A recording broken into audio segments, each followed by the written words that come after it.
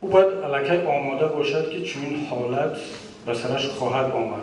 خدا کنه که هیچ وقت نآید، ولی باید این آمادگی رو همیشه داشته باشد و این آمادگی رو به فکر نه تنها من، تمام مسئولین حزب نهضت دارند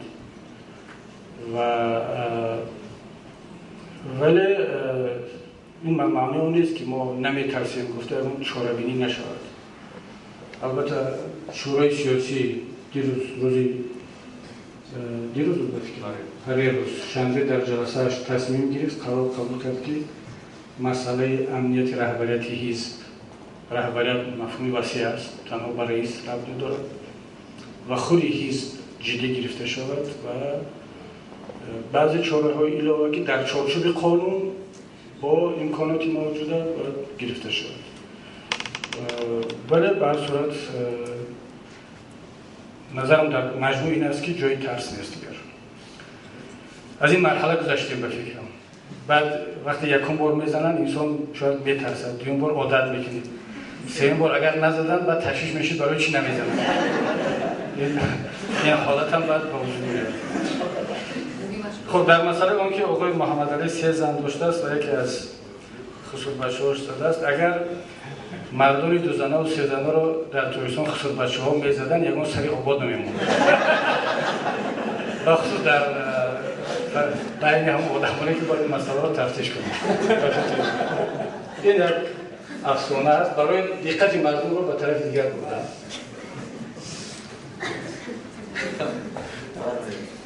سلام علیکم.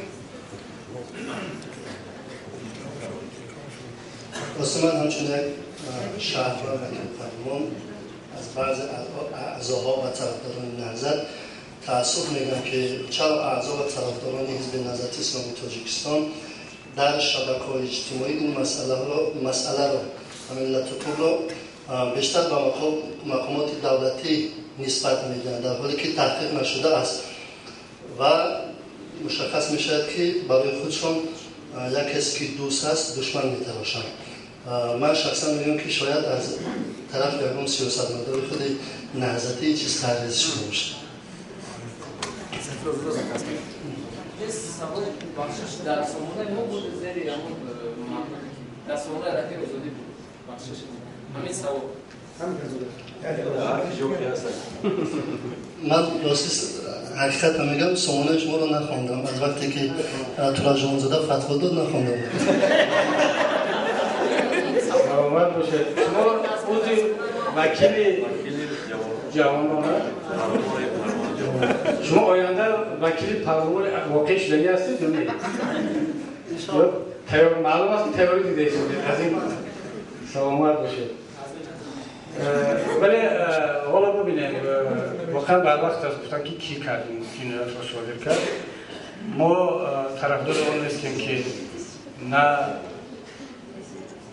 حکومت گناهکار دانسته شود به این کار و خوب می‌بود که شما در برابر آن که بعضی طرفداران حزب نهضت این را دست حکومت میدانند تنقید کرده، دیگران را هم تنقید کنید که مثلا میگن که محمد علی رو کدام خصوصی زنی سیمش زده است، یعنی برای که موازنت بیاید شد شما اون را هم تنقید کنید.